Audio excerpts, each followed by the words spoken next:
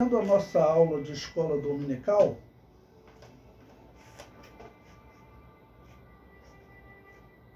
hoje vamos estudar a lição número 11 do primeiro trimestre de 2025. O tema é a doutrina da salvação, a doutrina das doutrinas, a doutrina mais importante do cristianismo, tá ok? Essa doutrina, ela não pode ser pervertida em nada, porque uma perversão nessa doutrina significa a pessoa ser condenada, ser uma herege, tá ok?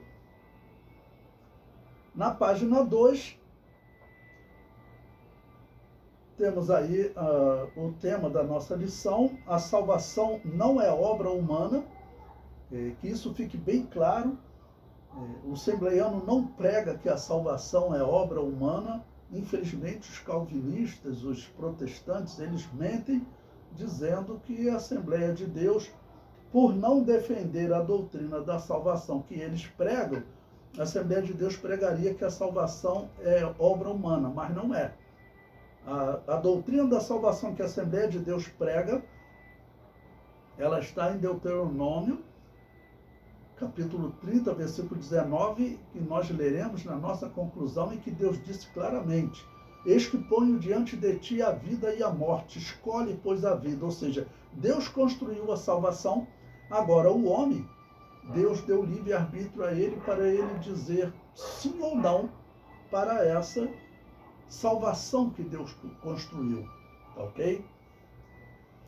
O texto áureo está em Tito, capítulo 3, versículo 5, que nos diz: não pelas obras de justiça que houvéssemos feito, mas segundo a sua misericórdia, nos salvou pela lavagem da regeneração e da renovação do Espírito Santo.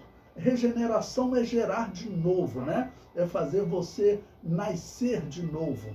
Então, isso é regeneração, é regerar. Eu sempre digo que o homem ele só é regenerado em Jesus Cristo. Alguns falam, por exemplo, de um ladrão, uma pessoa que ela, em determinado momento, fez coisas erradas, mas depois parou de roubar. Eles dizem que se regenerou. Na verdade, aquilo não é uma regeneração. Regeneração mesmo só ocorre em Jesus Cristo, significa a pessoa ser gerada novamente. A verdade prática diz: a salvação é um ato da graça soberana de Deus pelo mérito de Jesus Cristo e não vem das obras humanas. O apóstolo Paulo deixou bem claro que a justificação não acontece por conta das obras, acontece por conta da fé. Se eu creio nessa promessa que Deus fez e na obra que o seu Filho consumou, se eu creio, né, significa eu aceitar essa obra expiatória, então ela vem da fé, justificados pela fé na salvação que Deus construiu.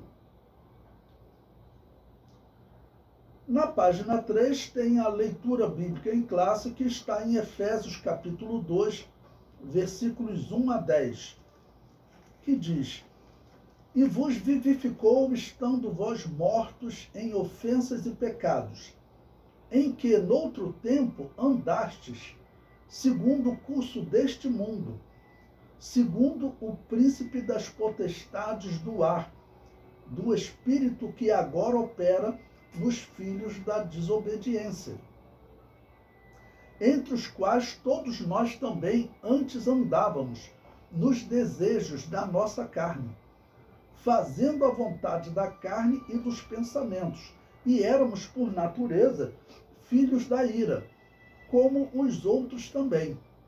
Então, nós andávamos, o apóstolo Paulo diz, ou seja, está falando realmente de uma responsabilidade humana.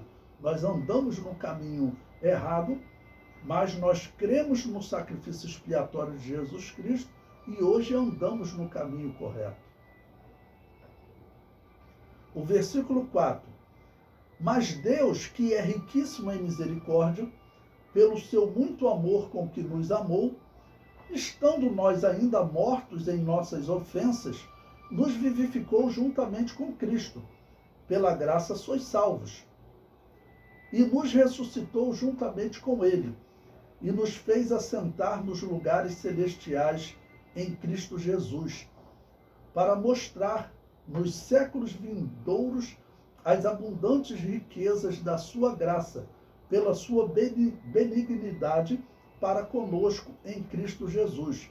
Porque pela graça sois salvos por meio da fé, e isto não vem de vós, é dom de Deus. Aqui, eu sempre comparo a salvação, a situação do homem e a salvação que Deus construiu. O homem, ele estava como um náufrago, alguém que naufragou, está lá em alto mar, prestes a morrer afogado. E Deus constrói a salvação, ou seja, a salvação é um navio que Deus fala, olha, eis que eu coloco diante de ti a vida e a morte. A vida é você entrar nesse navio. A morte é você continuar onde você está. Para você entrar nesse navio, você tem que abandonar a vida antiga, aceitar Jesus Cristo como Salvador. E o homem diz sim ou não para essa salvação. No versículo 9 ele diz, não vem das obras para que ninguém se glorie. E vamos explicar aqui também uma questão de obras complexa que existe na história. Vocês sabem que teve um herege chamado Lutero, um homem que lá nas suas 95 teses ele defende o purgatório e a invocação ao mundo dos mortos, que é a religião de Baal, uma coisa horrível, né? Mas aquele homem, ele diz a história que ele chegou a rasgar a epístola de Tiago da Bíblia. Chegou a rasgar a epístola de Tiago da Bíblia. Mostra claramente que era um herege, que não tem temor a Deus e não tem respeito pela sua palavra. Por quê? Porque Tiago diz que o homem, ele, depois que ele é justificado, ele tem que demonstrar isso em obras. E Lutero dizia que não, que bastava ter fé e o homem estava salvo, não precisava ele praticar obra nenhuma. Mas Tiago diz que depois que o homem foi justificado, ele tem que praticar obras, ou seja, ele tem que ter a vida transformada. Essas são as obras que Tiago fala. E o que significa obras? Significa ações humanas. Então o apóstolo Paulo diz que nenhuma ação humana pode levar o homem a ser justificado. E Tiago diz, depois que o homem foi justificado, ele pratica obras diferentes. Ele pratica ações diferentes. Ok? E no versículo 10, porque somos feitura sua, criados em Cristo Jesus para as boas obras. Ok? Então o apóstolo Paulo deixa claro aqui também que depois que nós fomos criados em Cristo Jesus, ou seja, fomos justificados, nós praticamos as boas obras, as quais Deus preparou para que andássemos nelas. Tá bom? Então nós não somos justificados pelas obras, mas depois que fomos justificados, nós praticamos obras, e aí obras diferentes. E aí Tiago diz, se você não pratica obras diferentes, você não é justificado. Ok? Na página 5, a introdução da nossa lição diz, o apóstolo Paulo mostra nessa leitura bíblica em classe o contraste entre o estado espiritual da miséria humana e a restauração à comunhão com Deus. Além disso, deixa claro a impossibilidade de qualquer pessoa angariar a salvação por meio de seu próprio esforço e até mesmo de desejar a salvação ou sentir a necessidade de Deus, senão por intervenção divina direta, por meio do Espírito Santo. Bom, vocês sabem que essas revistas elas têm vindo, infelizmente, com algumas heranças calvinistas, né? Desejar a salvação, é claro que o homem deseja. Normalmente isso é comparado a uma escravidão. Você acha que José desejava a liberdade? José desejava a liberdade. Ele só não tinha condições de pagar o preço pela liberdade. Então esse ponto aqui da revista está errado. Ok? Dizer que o homem não pode desejar a salvação, ele tem livre-arbítrio, ele pode desejar a salvação sim. Segundo a Bíblia, ele não tem condições de pagar o preço para ele ser livre. Ele não tem condições de pagar o preço para ser salvo. Ele não tem condições de fazer nada para que ele seja salvo. Capítulo 1. A salvação sob a graça de Deus. A descrição do estado espiritual humano. Bom, o relato que ele faz aqui, qual é? É que o homem, ele está morto em ofensas e pecados. Essa é a expressão que o apóstolo Paulo utilizou. Tá? Em outro momento, ele diz que nós éramos escravos do pecado. E tem alguns que interpretam a doutrina da salvação de maneira errada, dizendo que o escravo, ele não tem condições de fazer nada. Por isso é que Deus predestinou o homem a ser salvo. O homem, ele não tem livre-arbítrio, eles dizem. Mas isso claramente está errado. Isso é fácil de ser derrubado. José era um escravo. Pergunta a ele se ele desejava a liberdade. Claro que ele desejava. Mas ele tinha condições de pagar o preço? Não. Ele foi vendido para o Egito e ali ele iria ficar como escravo, a não ser que ele conseguisse um dinheiro para ele pagar o homem que o adquiriu como escravo. Né? Na página 6, ele diz mortos em ofensas e pecados. As expressões e vos vivificou e nos vivificou juntamente com Cristo revelam a ação do Espírito Santo em favor dos pecadores, que a salvação só é possível mediante a graça de Deus, e sem ela ninguém pode ser salvo.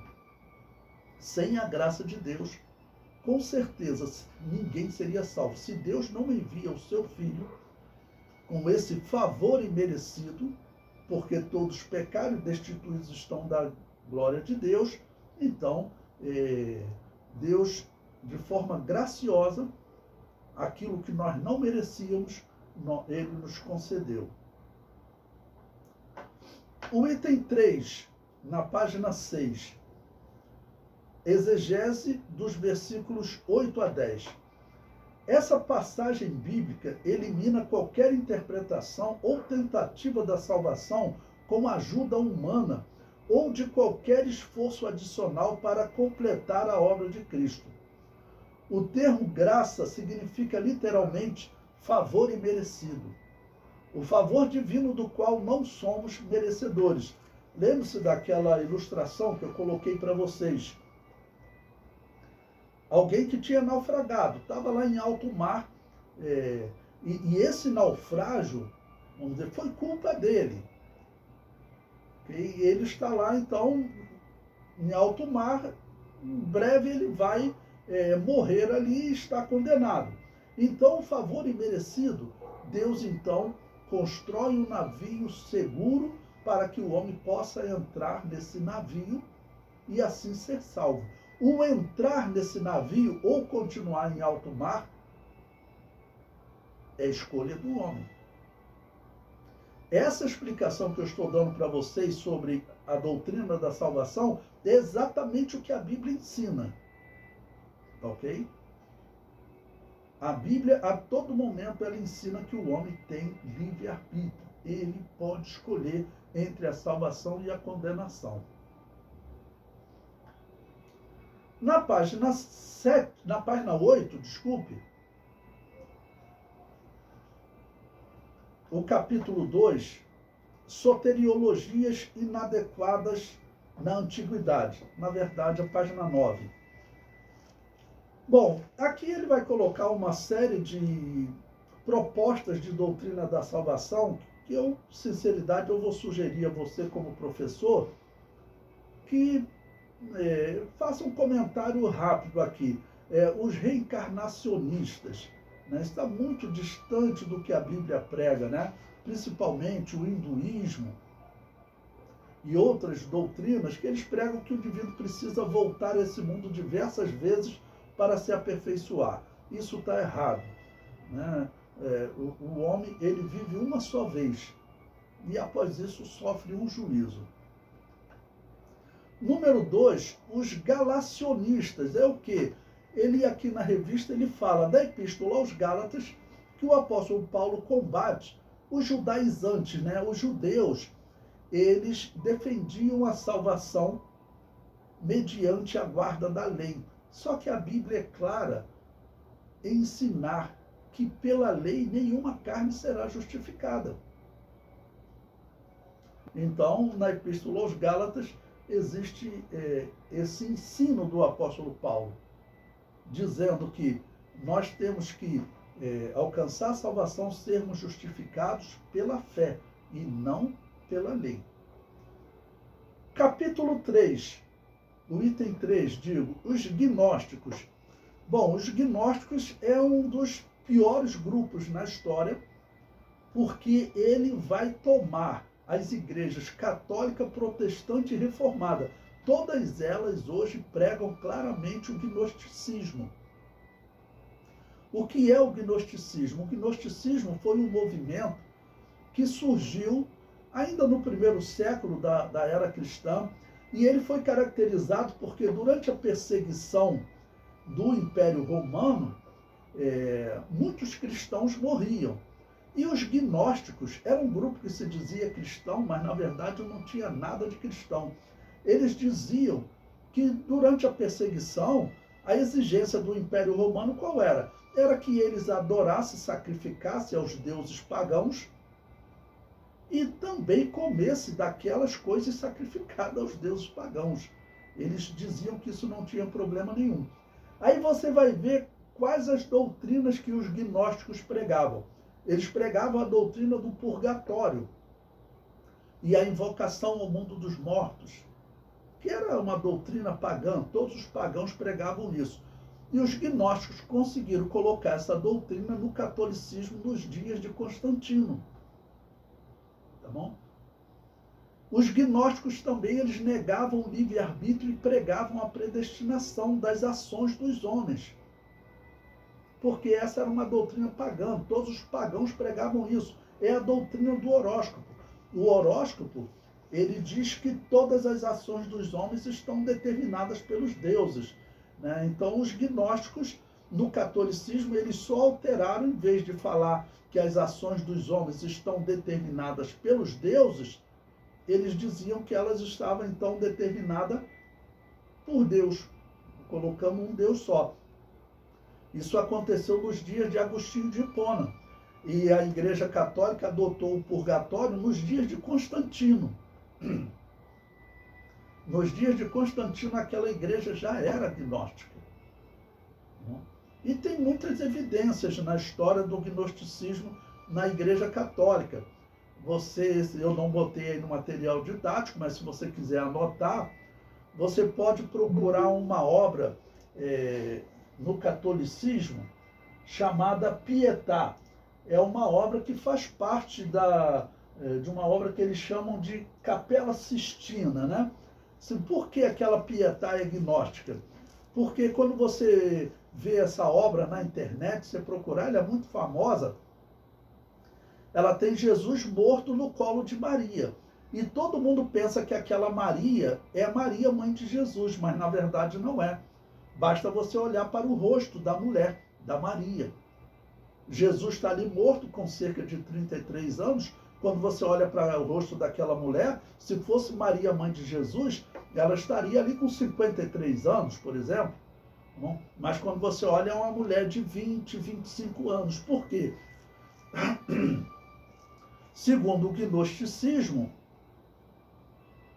Maria Madalena era a mulher de Jesus, a esposa de Jesus, a amante de Jesus. Então, na verdade, aquela Pietà é uma obra gnóstica. Ali tem Jesus deitado no colo de Maria Madalena. Ok? Outra obra católica que mostra o gnosticismo. Se você olhar também na Capela Sistina, a criação de Adão, você olha sempre para a mão direita de Deus. Tocando em Adão, você vê a mão direita comum, né? Mas olha para a mão esquerda de Deus, você vai ver como a mão de um bruxo. Por quê? Porque os gnósticos diziam que o Deus do Antigo Testamento, o Deus que criou Adão, o Deus que criou essa matéria, era um Deus mau. Por isso é que lá na Capela Sistina, a criação de Adão, se você procurar essa imagem, você vai ver a mão esquerda de Deus como a mão de um bruxo, ok?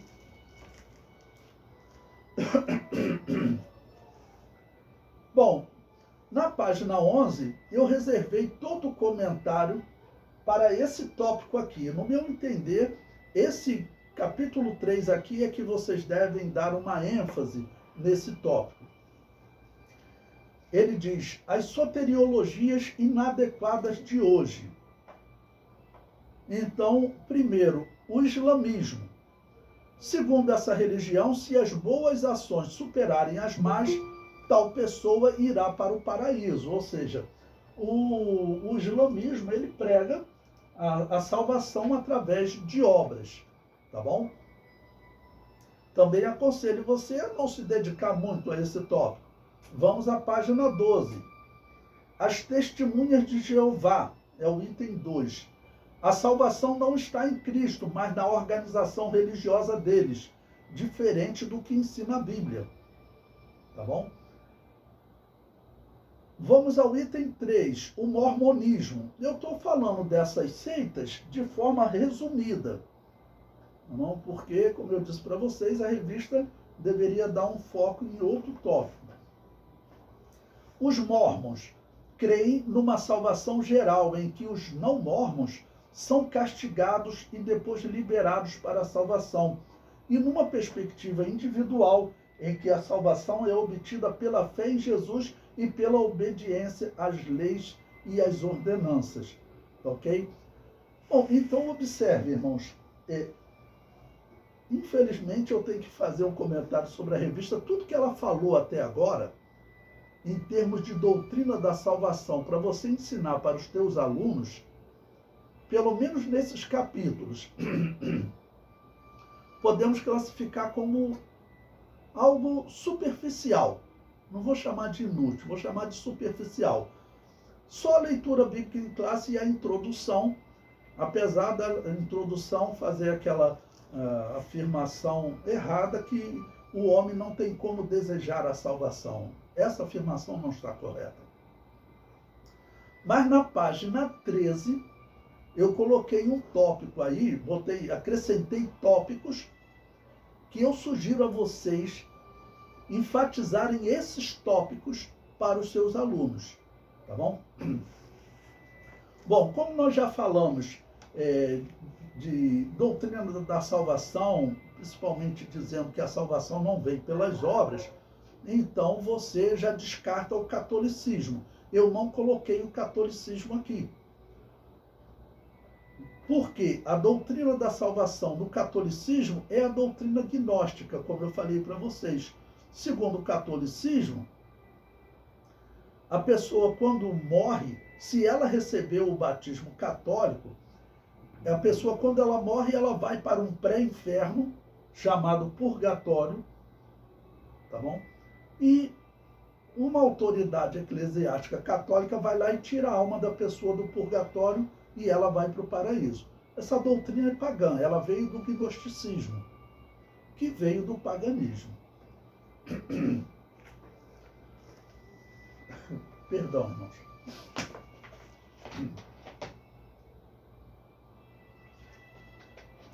Bom, então eu separei aí agora, acrescentei alguns tópicos para falar para vocês de outras doutrinas heréticas que eles não citaram aqui. A primeira, eu coloquei aí o luteranismo. O luteranismo, ele segue a doutrina da salvação católica. Inclusive, Lutero, ele continuou acreditando no purgatório, tanto que quando você vai nas suas 95 teses, está lá a defesa do purgatório, claramente em diversas das 95 teses, né? Então, o luteranismo é uma doutrina da salvação herética. Veja o comentário que eu coloquei ali. A doutrina da salvação é a doutrina mais importante das Escrituras. Interpretá-la de forma errada resulta em condenação. Portanto, vigiem quando protestantes e reformados oferecerem trocar a doutrina da salvação do livre-arbítrio para a predestinação. Lutero também acreditava na predestinação. Todos eles acreditam porque Agostinho de Hipona acreditava. Foi ele que mudou a doutrina da salvação do livre-arbítrio para a predestinação. Ok? O comentário prossegue. Lembre-se quem era Lutero. Um homem que continuou praticando a crença no purgatório e fazendo invocação ao mundo dos mortos. Os praticantes desse paganismo não devem ser considerados cristãos. Trocar a doutrina da salvação significa apostasia. Bom, então eu coloquei aí porque, acredite, existem pessoas na Assembleia de Deus propondo que a Assembleia de Deus mude a doutrina da salvação do livre-arbítrio para a predestinação. Vai estar adotando a religião de Baal. Essa é a religião de Baal.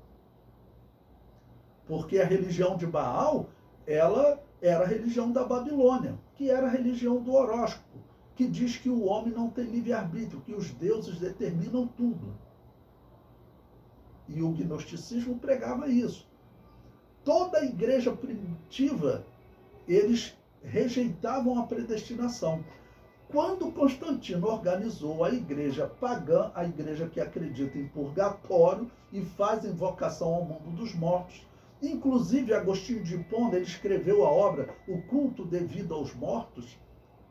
Foi ele, Agostinho de Hipona, foi o primeiro a negar o livre-arbítrio e adotar a predestinação. Então abram os olhos com essa heresia. Calvinismo é o número 5. É outra doutrina da salvação herética. Que isso fique bem claro para vocês. A doutrina da salvação de Calvino é a doutrina da salvação de Agostinho de Hipona, que é a doutrina da salvação do gnosticismo, que é a doutrina da salvação que os pagãos pregavam. E eu sempre, quando eu vou falar em calvinismo, eu enfatizo que calvinismo, irmãos, ele na verdade, ele diz que a Igreja Católica é uma igreja pagã, porque você vai na obra de Calvino, As Institutas, no volume 3, ele coloca lá que acreditar em purgatório e fazer invocação ao mundo dos mortos é paganismo. E ele ainda diz, eu não tenho explicação. Eu reconheço que a igreja de Jesus para ele era a igreja católica. Ele diz, eu reconheço que a igreja de Jesus sempre praticou esse paganismo, desde Constantino. Na verdade, ele tinha que ter rejeitado e dizer, olha, essa não pode ser a igreja de Jesus, tem que existir outra igreja. E nós sabemos que sempre existiram igrejas fora da igreja católica. Então, o calvinismo é isso. Alguém que diz que acreditar em purgatório é paganismo, mas diz que a igreja de Jesus sempre praticou paganismo, porque diz que a igreja católica era a igreja de Jesus. Veja o comentário que eu coloquei aí. Estamos na página 14. Os gnósticos defendiam a salvação com base na religião da Babilônia. Por isso, negavam o livre-arbítrio e defendiam a predestinação das ações dos homens. Essa doutrina foi inserida no catolicismo nos dias de Agostinho de Hipona, próximo do ano 410 da era cristã. Além da doutrina da salvação, os gnósticos também inseriram no catolicismo a doutrina do purgatório e a invocação ao mundo dos mortos.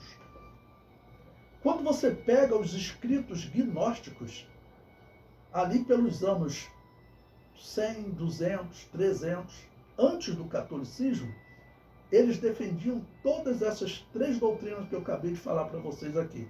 Purgatório, invocação ao mundo dos mortos e predestinação. ok? Então, essa é a doutrina calvinista. E para mostrar como essa doutrina ela é extremamente herética, eu peguei aqui um trecho da Confissão de Fé de Westminster, que é a Confissão de Fé calvinista. Veja o que ela diz. Pelo decreto de Deus e para a manifestação de sua glória, alguns homens e alguns anjos são predestinados para a vida eterna e outros pré-ordenados para a morte eterna. Você veja que ele está dizendo que os anjos que pecaram, eles foram predestinados por Deus a pecar. E prossegue. Esses homens e esses anjos, assim predestinados e pré-ordenados, são particular e imutavelmente designados. O seu número é tão certo e definido que não pode ser nem acrescentado nem diminuído. Bom, eu vou pegar aqui para explicar para vocês a questão dos anjos que pecaram, que Calvino dizia, como Agostinho de Hipona também dizia, que eles pecaram por ordem de Deus. O que Calvino está dizendo, irmãos? Ele está dizendo, qual anjo que você conhece por nome, que a Bíblia dá destaque? É um que a Bíblia chama de querubim ungido. Segundo Calvino, por que o querubim ungido pecou? Porque Deus pré-ordenou ele. Deus ordenou que ele pecasse. Isso, irmãos, é uma heresia grave, porque faz de Deus o responsável pelo demônio ser o que ele é. É uma heresia gravíssima. Uma heresia gravíssima. É uma heresia que ela ofende ao nosso Deus. Em qualquer tribunal, o demônio seria condenado como aquele que executou o mal. Mas Deus seria condenado também porque ele teria sido aquele que ordenou o mal. Então é uma doutrina que ela não pode ser pregada entre nós. Cristão de verdade não prega essa doutrina. Isso aí é o calvinismo. Essa heresia terrível. Bom, na página 15 eu coloquei aí o arminianismo. É outra heresia também. A Assembleia de Deus nunca se disse arminiana. Agora ela está se dizendo arminiana. Mas arminianismo não é cristianismo. Tanto que eu falo, a Assembleia de Deus traduziu a obra de Armínio, uma obra que defende o batismo de recém-nascido. Igreja que batiza recém-nascido não é igreja cristã. Cristianismo exige confissão de fé e ponto. Nós não podemos aceitar nenhuma mudança na doutrina do batismo. E Armínio, o batismo dele veio da Igreja Católica, que é o batismo de recém-nascido. O nosso batismo, irmãos, ele não veio da Igreja Católica. Ele veio das igrejas, Igreja Batista, como nós viemos da Igreja Batista Sueca, e a Igreja Batista, irmãos, elas vieram de onde? Elas vieram das igrejas que eram chamadas de anabatistas valdenses, anabatistas novacianos e outros nomes, ok? Mas sempre existiram igrejas que não batizavam recém-nascido. E Armínio, a doutrina da salvação dele, também não é uma doutrina cristã. Observe, eu comento aí. Armínio ensina que o homem, após o pecado, não é capaz de pensar, nem querer ou fazer por si mesmo o que é realmente bom, pois é necessário que ele seja regenerado e renovado em seu intelecto, afeições e desejos, em todos seus poderes, por Deus, em Cristo, por intermédio do Santo Espírito, para que possa ser corretamente qualificado para entender, estimar, considerar, desejar e fazer aquilo que realmente seja bom. Quando ele é feito participante dessa regeneração ou renovação, considero que, estando liberto do pecado, ele é capaz de pensar, de querer e fazer aquilo que é bom, mas ainda não sem a ajuda continuada da graça divina. Tá bom? Então, isso aqui é o que Armínio escreve. O que Armínio está dizendo? Que o homem que não tem Jesus, ele não tem livre-arbítrio. Ele prega isso. Ele diz que o homem só tem livre-arbítrio depois que ele aceita Jesus. Isso está errado. O homem e os anjos, eles foram criados livres e eles têm livre-arbítrio sempre. É desse pensamento de Armínio que o autor tirou aquela heresia lá da introdução. O homem ele tem livre-arbítrio sempre. Caim e Abel tinham livre-arbítrio. Abel escolheu fazer o bem. Caim escolheu fazer o mal. Se você disser que Caim não tinha livre-arbítrio, como Armínio dizia, automaticamente você está dizendo que foi Deus que predestinou ele a entregar uma oferta rejeitável. Também Deus teria predestinado ele a matar Abel. Todas essas coisas seriam predestinadas por Deus. Isso está errado. Esse texto aqui eu tirei do livro que a CPAD publicou, né, dessa obra de Armínio, que é uma obra herética. A doutrina da salvação dele não é a doutrina da salvação que a igreja cristã prega. Eu comento, Armínio defende que o homem, após o pecado, perdeu o seu livre-arbítrio. Esse ensino leva o intérprete a um tremendo abismo. Para entendê-lo, recorramos a um personagem de destaque do Antigo Testamento, Caim. Segundo Armínio, ele não possuía livre-arbítrio, pois herdou o pecado de seus pais. Logo, Caim teria sido predestinado por Deus, primeiro, a apresentar uma oferta inválida, segundo, a rejeitar a proposta divina de fazer o bem, e, por fim, teria sido predestinado a matar o seu irmão Abel. Tudo teria sido predestinado por Deus se Caim não possuísse livre-arbítrio. Mas, na verdade, a interpretação de Armínio deriva do erro de Agostinho de Hipona, quando este desenvolveu a predestinação das ações dos homens. Os 4 homens que são considerados os expoentes da interpretação da predestinação divina caem no mesmo erro, considerar que as criaturas escolheram o mal por ordem de Deus. Tudo isso vem do gnosticismo e vem do paganismo. Começou com Agostinho de Hipona, Lutero manteve essa heresia, Calvino manteve essa heresia, e Armínio, ele fez uma versão dessa heresia. Por quê? Porque todos eles dizem que em algum momento eles estão dizendo que a criatura pecou porque Deus predestinou. E isso nunca aconteceu na história, nem com os anjos, nem com os homens. Tá bom? Então, os homens, eles mantêm o seu livre-arbítrio intacto. Então, aquela parte lá da introdução da revista, rejeitem aquela parte. O homem, ele tem condições de desejar o bem, sim. Armínio, ele era um herdeiro da doutrina católica. Nós não somos herdeiros da doutrina católica, tá bom? Então a Assembleia de Deus tem que voltar a pregar a doutrina da salvação verdadeira, porque senão vai apostatar da fé.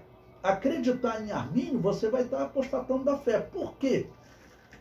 Qual o pecado de Armínio, de Calvino e de Lutero juntos? Todos eles diziam que a Igreja Católica, mesmo praticando paganismo, era a Igreja de Jesus. Paganismo é coisa séria, irmãos. Para você entender o que é paganismo, vai lá em 1 Coríntios 10, o apóstolo Paulo define paganismo como assentar-se à mesa do demônio e beber do cálice do demônio.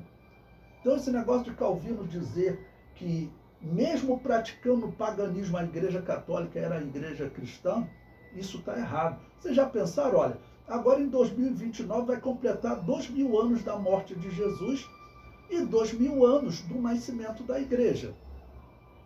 Se fosse verdade que a Igreja Católica era a Igreja de Jesus, então, desde Constantino, ela estava praticando paganismo até Calvino. Seriam 1200 anos. Ou seja, em 2000 anos, a Igreja de Jesus teria estado assentada à mesa do demônio, bebendo o cálice do demônio por 1200 anos, e Calvino teria chegado lá e tirado ela lá daquela situação vergonhosa. Isso está errado, é claro. A Assembleia de Deus, ela tem que aprender a sua origem, porque ela abandonou. Não era isso que era ensinado nas Assembleias de Deus na década de 80, quando eu era um seminarista, quando eu era um aluno. A Assembleia de Deus sempre ensinou, nós não saímos da Igreja Católica. Bom, a conclusão da nossa lição.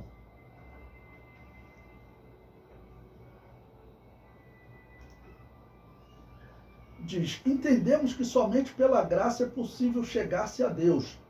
E isso é um ato soberano de sua graça e bondade. É a misericórdia divina que leva as pessoas ao arrependimento. Graça não é mérito, e nem o ato de um pecador receber a dádiva divina constitui mérito pessoal. Mas Deus disponibilizou a sua graça para todos os seres humanos, e não para uns poucos escolhidos. A Bíblia ensina que a salvação é para todos. Você veja, ele vai em contradição com a introdução. Porque lá na introdução, se o homem ele não tem livre-arbítrio, se o homem ele não tem condições de desejar o que é bom, então Deus teria que realmente escolher alguns para a salvação e outros para a condenação. O homem ele tem condições de desejar o bem. O que ele não tem condições de desejar a liberdade. O que ele não tem condições é de pagar o preço para ser livre. Isso é elementar. Mas as nossas revistas, infelizmente, têm vindo com heresia atrás de heresia. Bom, para concluir, eu coloquei aí também um tópico para você explicar para os seus alunos o que é livre-arbítrio. Eu comento, o termo hebraico bashar, que significa poder de decisão, aparece em Deuteronômio 30:19, quando Deus diz: os céus e a terra tomo hoje por testemunha contra ti, que te tenho proposto a vida e a morte, a bênção e a maldição. Escolhe, pois, a vida para que vivas, tu e a tua semente. O termo bashar, neste texto traduzido por escolhe, ele tem esse significado que o dicionário diz poder de escolha. Claramente, o texto ensina que Deus construiu a salvação sem participação humana, mas ao homem cabe escolher, usar seu livre-arbítrio. Deus falou com Moisés e o povo de Israel que deveriam usar seu livre-arbítrio para dizer sim para a salvação ou sim para o inferno. A condição de Moisés é semelhante à condição de Caim, mas este usou seu livre-arbítrio para dizer sim ao inferno, este Caim, né? Enquanto Moisés disse sim à salvação. Mais uma vez observamos que Armínio está errado, para você não cair no erro de ensinar aos seus alunos que nós somos arminianos. Pergunte para um professor de 20 anos atrás, Armínio não era nem citado em nossas igrejas, irmãos. Isso aí é uma heresia que entrou recentemente nas Assembleias de Deus. Armínio não era cristão, começa pelo batismo inválido e principalmente pela doutrina da salvação inválida que ele pregava.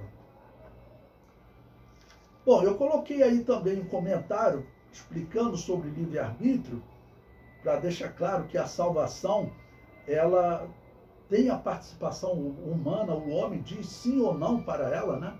Marcos 16:16, Jesus Cristo disse: quem crer e for batizado será salvo, mas quem não crer será condenado. Neste versículo, Jesus expõe o livre-arbítrio e a predestinação, a verdadeira predestinação bíblica, que não é a predestinação das ações dos homens. O que os pagãos pregavam era que as ações dos homens são determinadas. E o que eu vou explicar para vocês agora, quando o apóstolo Paulo fala de predestinação, ou seja, destinar antecipadamente, é destinar um resultado segundo a escolha do homem. Veja a explicação. Quem crer e for batizado é o livre-arbítrio do homem. Ok? Você creu e foi batizado. E será salvo é a predestinação de Jesus, porque Jesus traça um destino antecipado de salvação para quem crer. O comentário prossegue. O homem foi predestinado a ser salvo dependendo do crer. A segunda parte do versículo segue a mesma estrutura. Quem não crer retrata o livre-arbítrio do homem. Será condenado. Representa a predestinação de Jesus. Então, o homem, Jesus Cristo predestina ele a ser salvo se ele crer. E predestina a ser condenado se ele não crer. Então, você tem o livre-arbítrio do homem e a predestinação de Jesus. Tá bom? Isso era pregado por toda a igreja primitiva. Quando você estuda a doutrina da igreja primitiva, só os gnósticos e os pagãos pregavam a predestinação e negavam o livre-arbítrio. Se você for aí no YouTube e pesquisar gnósticos livre-arbítrio, você vai ver obras gnósticas lá daquele período negando o livre-arbítrio. Por quê? Porque essa era uma doutrina pagã. Para concluir, o comentário diz: o homem não foi predestinado a crer ou ser incrédulo, como querem os católicos e protestantes. Ele foi predestinado à salvação ou à condenação, dependendo do crer ou do ser incrédulo. Essa é a verdadeira doutrina da salvação. Se nós estamos no tempo do fim, como 10 em cada 10 cristãos diz, a última coisa que nós podemos pensar em fazer, irmãos, é negar o livre-arbítrio, é mudar a doutrina da salvação, é adotar uma doutrina da salvação que foi organizada pela igreja que pratica paganismo, que é o catolicismo.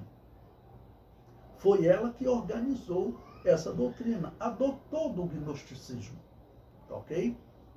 Bom, essa é a nossa lição número 11.